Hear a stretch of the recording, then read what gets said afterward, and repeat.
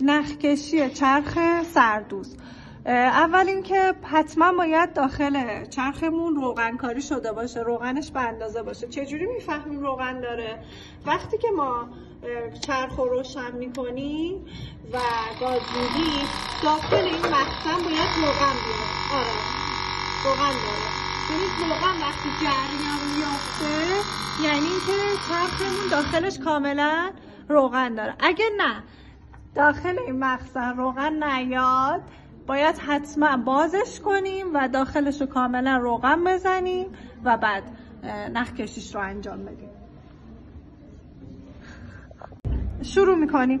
ببینید داخل تصویر کاملا نخ کشی رو آموزش داده، یعنی یه نقشه راهنما ما داریم. خط اول و نخ اول رو با رنگ سبز ترسیم کردم. درباره نخ‌ها یه نکته هست.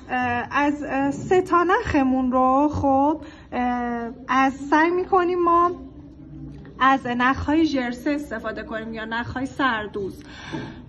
نخ سوزنها رو معمولا از نخهای قرقره استفاده میکنن، یعنی بهتره که نخ قرقره باشه. نخ اول رو همینجوری ساده وارد میکنیم، میندازیم داخل اولین سوراخ، این رو باز میکنیم، این قلتک رو میفته بین این دوتا، میاد.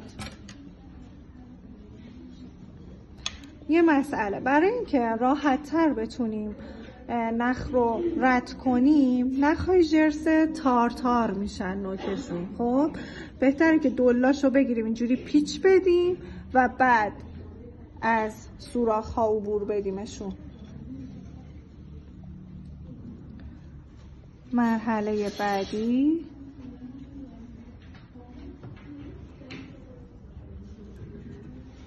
کاملا طبق نقشه‌ای که داده بهمون با رنگ سبز مشخص کرده تمام اینها رو میریم. خب یه مسئله، ببینید اینجا یه چیزی داریم، یه پیچه. خب اینو وقتی که به سمت عقربه های ساعت بچرخونیم نخ سفت در میاد بیرون، اما وقتی که به سمت خلاف عقربه های ساعت بچرخونیم نخ شل میشه. اینو تست کنید. وقتی که نخ کشیتون رو هر مرحله به اتمام رسوندید، نخ رو بکشید. این باید به راحتی بیاد.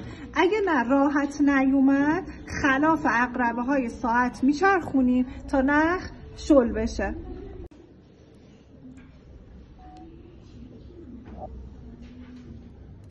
بعدش میفته داخل این،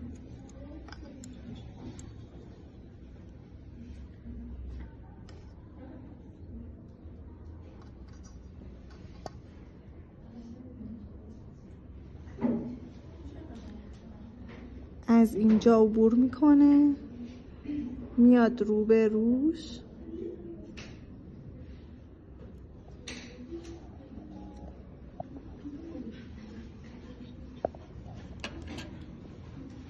خب میرسیم به مرحله آخرش.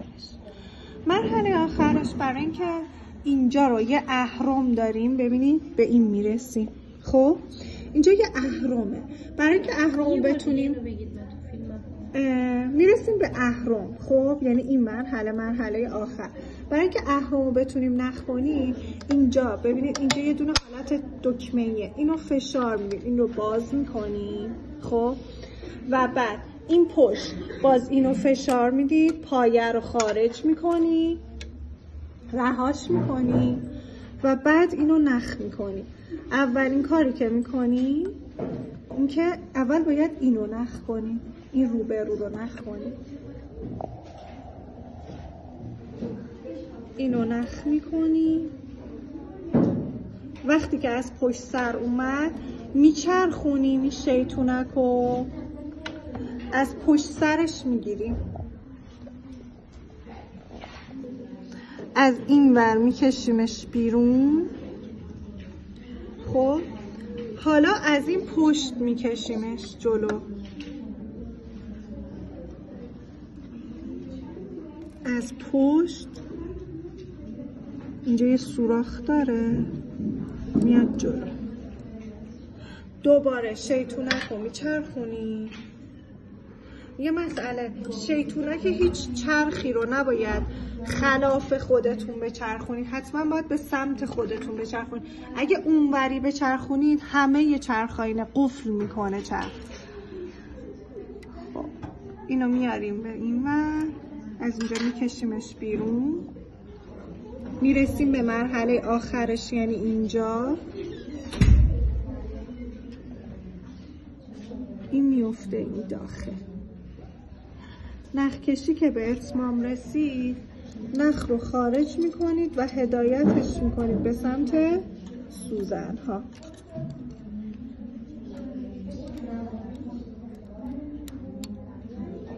جلو بیفته. خب این نخ کشیش به اتمام رسید. حالا میریم برای نخ رنگ قرمز. نخ رنگ قرمز هم بازم عین همون مراحل، از بالا عبور میدیم، میفته اینجا، این دوتا رو باز میکنیم،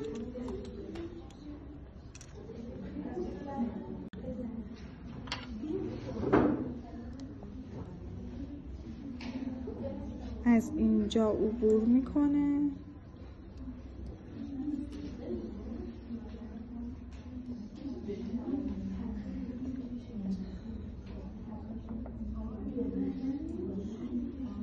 میاد اینجا،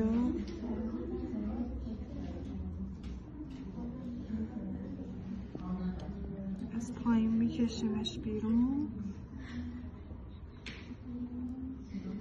ببینید نخی که رنگش هستش، ببینید رنگاش هست داخل خودش چیزم، ببینید رنگ گذاشته، ببینید این سبزه. خب کنار هر سوراخ هم رنگش رو کشیده کوچیک، میبینید؟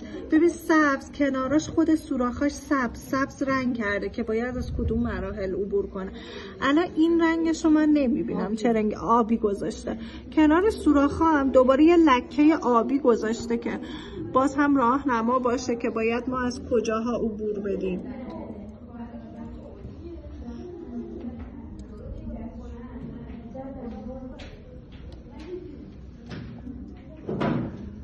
میرسیم به اینجا. این اول از روبروش عبور نمیکنه، اول میره بالا بعد میاد دوباره پایین. این اول یه بار میره اینجا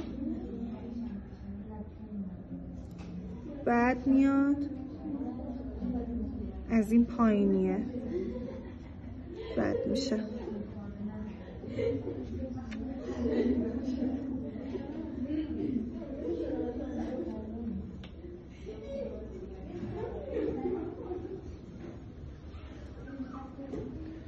میکشیمش بالا.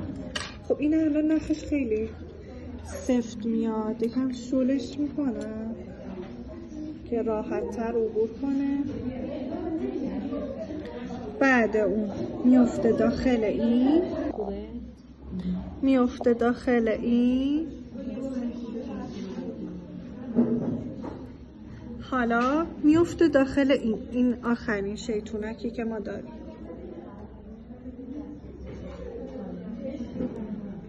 ببینید یه سوراخ این بغلش داره،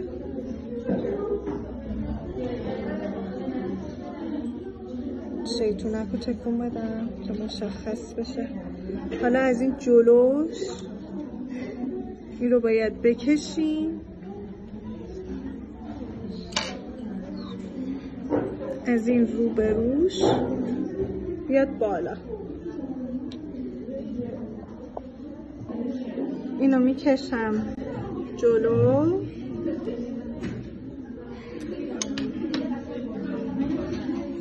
این حالا باید از اینجا عبور کنه.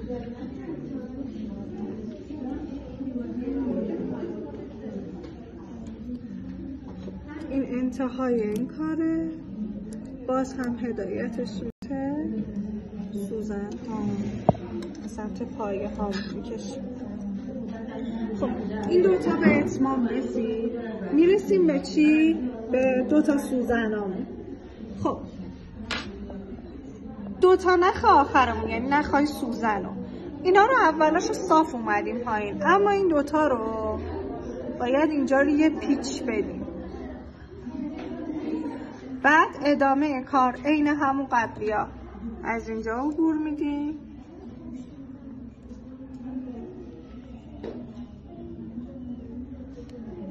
میفته بین شیاره،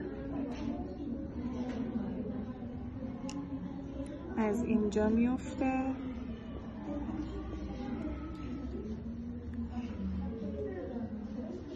خب ببینید این رنگ زرد است، الان دارم زرده رو میرم، درسته؟ زرده میشه سوراخ پایینیه.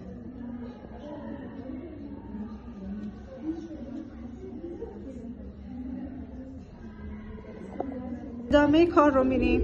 این زرده سوراخ پایینی است، از سوراخ پایینی عبور میدیم، باید بیفته بین این دوتا خارج بشه.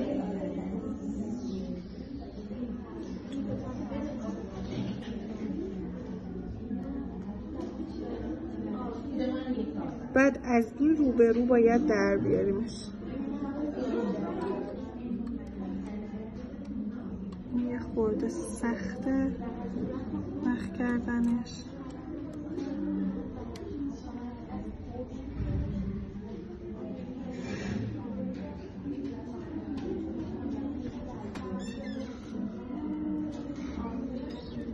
خب بعد دوباره میفته داخل این زرده،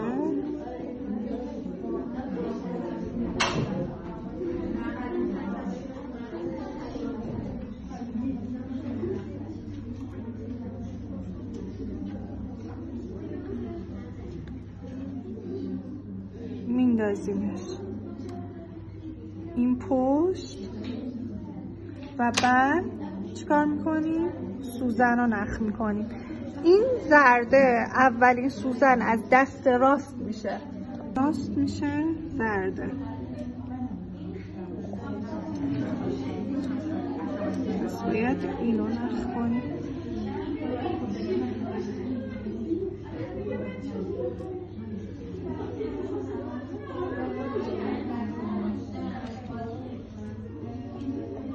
اینو نخ کردیم، میریم سر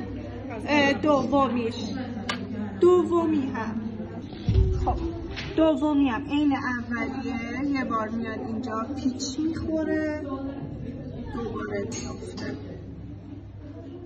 بکشم پایین که فعلا اذیت نکنه، بعد میرمش پایین. خب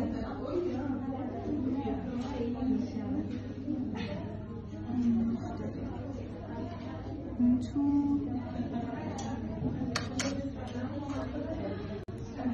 این داخل.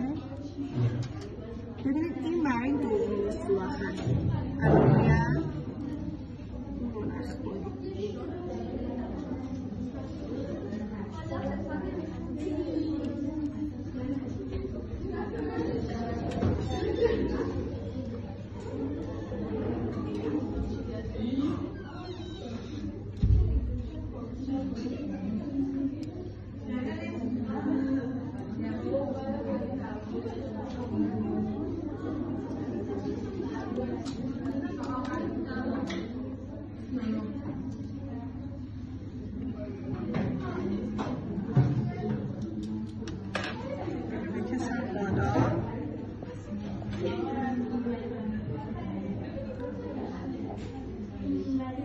از اینجا عبور میکنه، بعد از روبروش در بیاد بیرون، از این سوراخ روبرویه عبورش بدیم.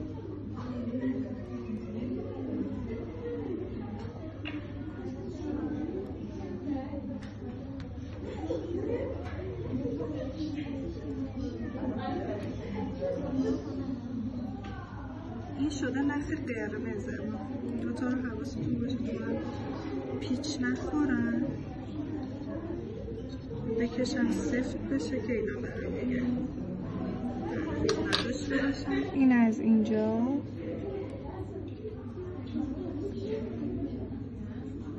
میکنه، خارجش میکنیم،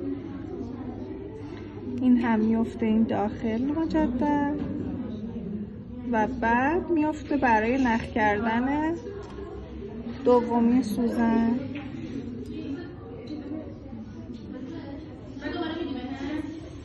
که میشه آخرین مرحله کاره. ولی الان دیدی الان انجام این به اتمام رسید. پایه رو سر جاش میذاریم اول از همه. اینو باید پدال رو فشار بدیم از پشت. ببین اینجا یه دونه اهرم داره، میبینی؟ اهرمه میره بالا، پایه میاد سر جاش، اهرم رو رها میکنیم اینجا چفت بشه. و درش رو میبندیم، تپ صدا میده. اینم باید کامل سر جاش چفت بشه. بعد شروع میکنیم تست کردن. اینجا کم و زیاد که داره برای اینه که بتونی سرعت دوختمون رو کم یا زیاد کنی. یعنی هر چقدر منفی رو بزنی سرعت دوخت پایین تر میاد، مثبت رو بزنی دوختمون سریعتر انجام میشه. میخوایم وقتی که پایه رو بیاریم بالا، اینجا یه پدال هست سمت راست، وقتی که میگیریم پایه رو پامون فشار میدیم، این اهرم بالا و پایین میشه. پارچه رو زیرش قرار میدیم. اینجا هم باید حتما ببینید ادامه پارچه که برش میخوره از اینجا تخلیه میشه. زیرش رو یه چیزی مشنبا ببندید یا یک سطر بذارید. خب اینم اهرم گاز هستش، پایه گاز این پایین که برای دوختن وقتی که میخوایم دوختو بزنیم انجام میدیم. شروع میکنیم به دوختن، سرش نخواهی اضافهشو بچینم. وقتی که پامو فشار میدم اضافات از بغل برش میخوره میاد داخل سطل زباله و لبه پارچمون رو پاکدوزی انجام میده. به همین راحتی. ممنون از حضور و توجهتون. درس امروزمون به اتمام رسید. امیدوارم که استفاده لازم رو برده باشید.